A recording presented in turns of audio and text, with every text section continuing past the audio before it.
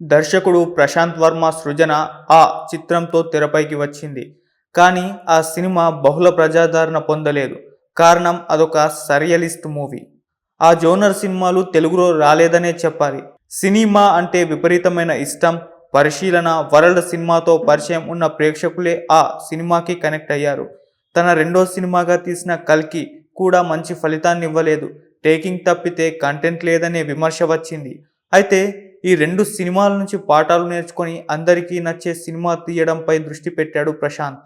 జాంబిరెడ్డి తన లక్ష్యాన్ని కొంతవరకు నెరవేర్చింది. ఇప్పుడు హనుమాన్ వచ్చింది.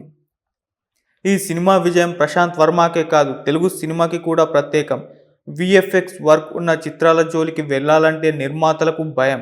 రాజమౌళి లాంటి దర్శకులతో తప్ప మరో డైరెక్టర్తో సాహసం చేయలేని పరిస్థితి. కానీ ప్రశాంత్ వర్మ ఈ విషయంలో తన ప్రతిభ చూపాడు. 27 కోట్ల బడ్జెట్తో 100 కోట్ల ఎఫెక్ట్ ఎలా తీసుకురావచ్చో చూపించాడు. చాలా క్వాలిటీ అవుట్పుట్ ఇచ్చాడు. పెద్ద స్టార్స్తోనే విఎఫ్ఎక్స్తో ముడిపడిన కథలు వర్కౌట్ అవుతాయనే ఒక అభిప్రాయం ఉంది.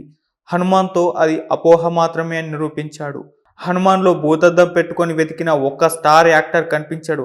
సినిమా ముహూర్తం నాడే పోస్టర్పై పాన్ ఇండియా టైటిల్ వేసి వదలడం ఈ ట్రెండ్ ఇప్పుడు.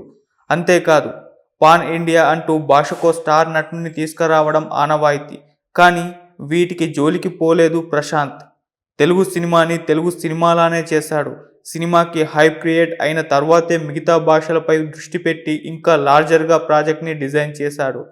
సోషియో ఫ్యాంటసీ కథలతో మెప్పించడం అంత సులువైన విషయం కాదు.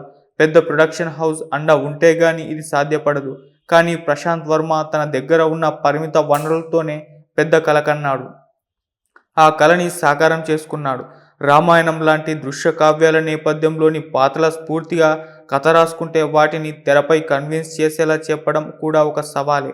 సబ్జెక్ట్ తేడా కొట్టినా, ప్రజెంటేషన్ సంతృప్తిని ఇవ్వకపోయినా ప్రేక్షకుల నుంచి దారుణంగా ట్రోల్స్ వస్తాయి.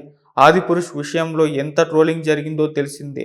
వర్మ మాత్రం పకడ్బందీగా ప్లాన్ చేశాడు. ఎక్కడా విమర్శలకు తావు లేకుండా చూసుకున్నాడు. ఒక ఫిలిం మేకర్కి క్రియేటివిటీతో పాటు గట్స్ కూడా ఉండాలి.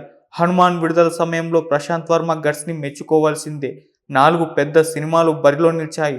అందులో అందరూ పరిశ్రమకు మూల స్తంభాల్లాంటి హీరోలే. ఆ కోణంలో కాస్త లౌక్యం పాటిస్తూ మొహమాటానికైనా తన సినిమా విడుదల వాయిదా వేస్తాడని చాలామంది అనుకున్నారు. ఒక వారం ముందుకు వెనక్కి జరుపుతాడేమోనని భావించారు. కానీ ఎక్కడా తగ్గలేదు వర్మ. ఇది అహంకారం కాదు, తన కంటెంట్పై నమ్మకమని ప్రేక్షకుల చేత అనిపించుకోగలిగాడు. సినిమా బాగా తీస్తే సరిపోదు, దాన్ని సరిగ్గా ప్రమోట్ చేయాలి. ఈ విషయంలో రాజమౌళి అడుగుజాడల్లో నడిచాడు వర్మ.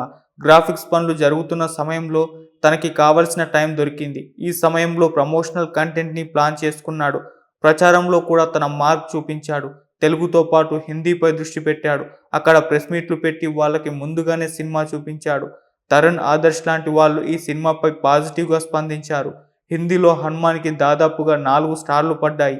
దీనికి కంటెంట్ ఒక కారణం అయితే ప్రశాంత్ వర్మ తీసుకున్న చొరవ మరో కారణం. హిందీలో పూర్తిగా పాజిటివ్ టాక్ రావడంతో తెలుగు ప్రీమియర్లకు వెళ్లిన ప్రేక్షకులు కూడా అంతే సానుకూల దృక్పథంతో సినిమాను చూడగలిగేలా చూసి పూర్తిగా పాజిటివ్ వైబ్ని క్రియేట్ చేయడంలో ప్రశాంత్ వర్మ ముందు చూపు బాగా పనిచేసింది.